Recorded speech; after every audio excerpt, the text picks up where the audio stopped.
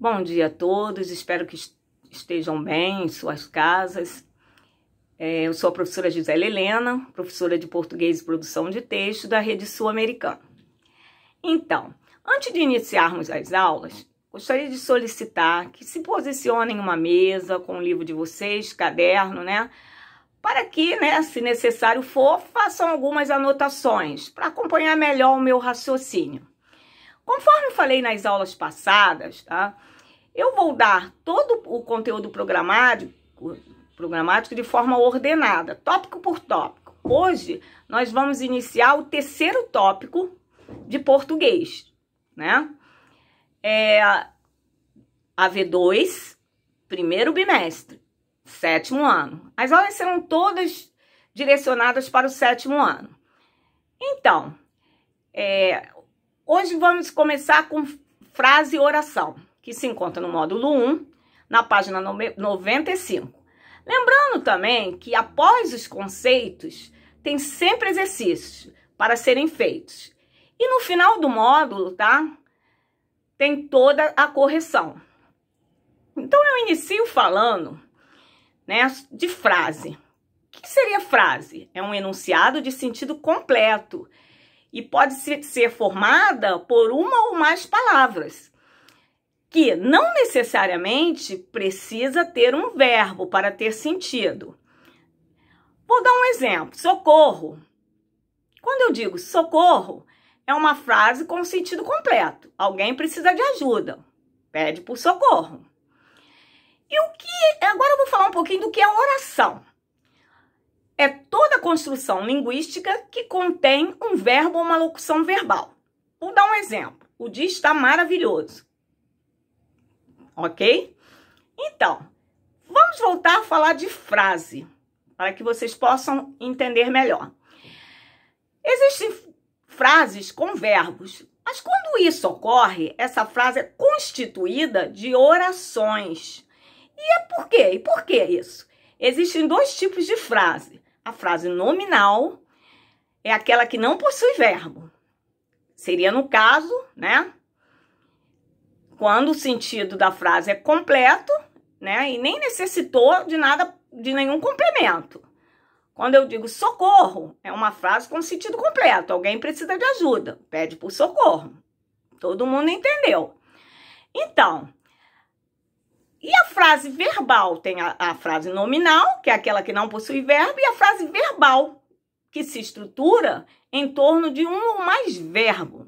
Aí vocês, vão me perguntar, como assim, professora? Ok, é que o número de verbos e locuções de uma frase verbal corresponde ao número de orações presentes nela. Vou dar um exemplo. E sem saber, você pode estar comendo mais do que deveria. Vamos dividir essa frase para ficar mais claro? Então, vamos lá. E sem saber seria primeira oração. Observem que tem verbo. Você pode estar comendo mais, segunda oração. Observem que tem verbo. Do que deveria, terceira oração, Observem que tem verbo. Se eu digo que oração precisa conter verbos ou uma locução verbal, logo a frase, quando for verbal, obrigatoriamente, essa frase vai precisar conter o quê? Verbo ou locução verbal. Pois bem, vocês observaram que dentro de uma frase podemos ter uma ou mais orações. Por exemplo, socorro, eu preciso de ajuda. Ou seja, todas as vezes que tivermos um verbo dentro da frase, temos uma oração.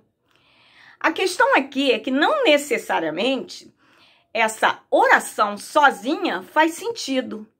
Muitas vezes ela depende de outros elementos que se encontram dentro da frase para dar sentido.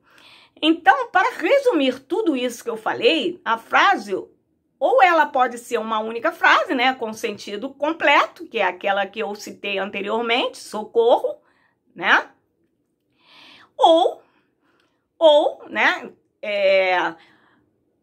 uma única frase com sentido completo, ou que chamamos de nominal, ou uma frase verbal, que vai se dividir o quê? Em orações, contendo o quê? Verbo em cada oração.